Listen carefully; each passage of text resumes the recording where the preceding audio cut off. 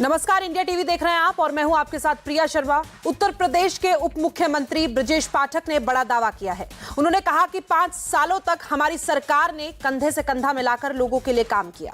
PM की गरीब कल्याण योजना ने जन जन में पैठ बनाई है। आम लोगों का बीजेपी पर भरोसा बढ़ा है, इसलिए सूबे की सभी 80 लोकसभा सीटें एनडीए प्रचंड बहुमत से जीतेगी। आम जनमानस के साथ हम लोग कंधे से कंधा मिलाकर पूरे 5 वर्ष काम किए हैं। माननीय मोदी जी की गरीब कल्याण योजनाओं ने जन जन में पैठ बनाई है। लोगों का भरोसा भारतीय जनता पार्टी पर लगातार बढ़ रहा है। आप देखेंगे कि हम 80 की 80 सीटें प्रचंड बहुमत के साथ जीतेंगे। बिहार की पूर्णिया लोकसभा सीट पर विवाद बढ़ रहा है। कांग्रेस नेता पप्पू यादव ने भी ऐलान कर दिया है कि वो 2 अप्रैल को नामांकन दाखिल करेंगे। उनके लिए जनता भगवान है और उनके आदेश का वो पालन करेंगे। महागठबंधन की ओर से आरजेडी नेता बीमा भारती को कैंडिडेट भी बनाया गया है। प्रस्तावित है, जनता ने कहा कि 2 को आप करिए, तो वो प्रस्तावित तो है ही, उसमें क्या बहस। जनता ने कहा है 2 तारीख को करिए, और जब जनता भगवान ही कह दिया तो प्रस्तावित तो है ही। गठबंधन में दरार नहीं आएगी भैया, आशीर्वाद तो है ही ना। 2 भाई तो एक साथ लड़ता ही है, अलग अलग विचारधारा से तो रहते ही हैं। डी राजा जी चुनाव लड़ने, अगले बार सीवान में चुनाव लड़े थे, गठबंधन धर्म तब कहाँ टूटा था।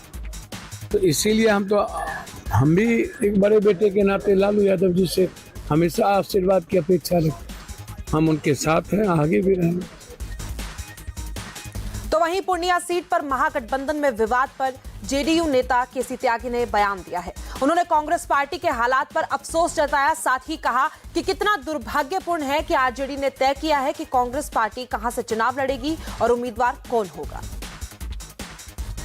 कांग्रेस पार्टी अब स्थिति में पहुंच गई है कि जहां क्षेत्रीय दल भी, उसकी नीति भी और उम्मीदवारों का भी चयन कर रहे हैं।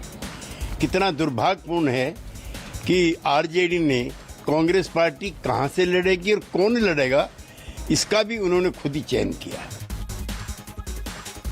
कांग्रेस नेता जयराम रमेश का बड़ा बयान सामने आया। उन्होंने कहा मोदी सरकार के 10 साल के कार्यकाल को अन्यायिक काल बताया है। उन्होंने कहा कि अन्याय काल में समाज के सभी वर्ग के लोग परेशान हैं और वो बदलाव के लिए वोट करेंगे।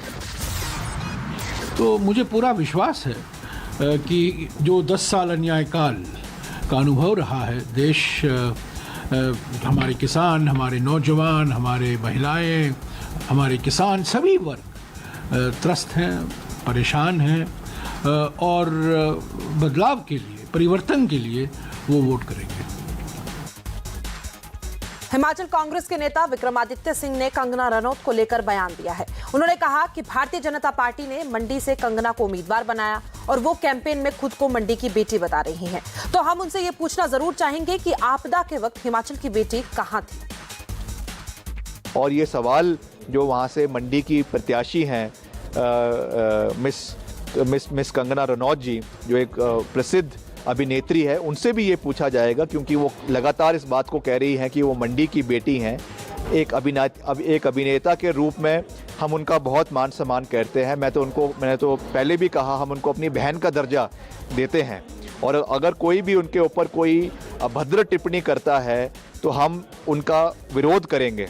मगर जहाँ तक मुद्दों की बात है, ये सवाल निश्चित तौर से उनसे पूछा जाएगा कि वो अगर अपने को मंडी की बेटी कहती हैं, तो जब दशक की, इस शताब्दी की सबसे बड़ी आपदा हिमाचल को और ख़ास करके मंडी और कुल्लू में आई, उनका तो अपना घर है मनाली के अंदर, मंडी के अंदर भामला में उनका घर है, तो तब भी वो अपने क्षेत्र के लोगों के साथ क्यों नहीं दिखी, क्यों उनके लोगों के साथ उनका समर्थन नहीं रहा, ये एक बड़ा प्रश्न जो है वो भाजपा की प्रत्याशी से मंडी संसदीय क्षेत्र की जनता पूछेगी।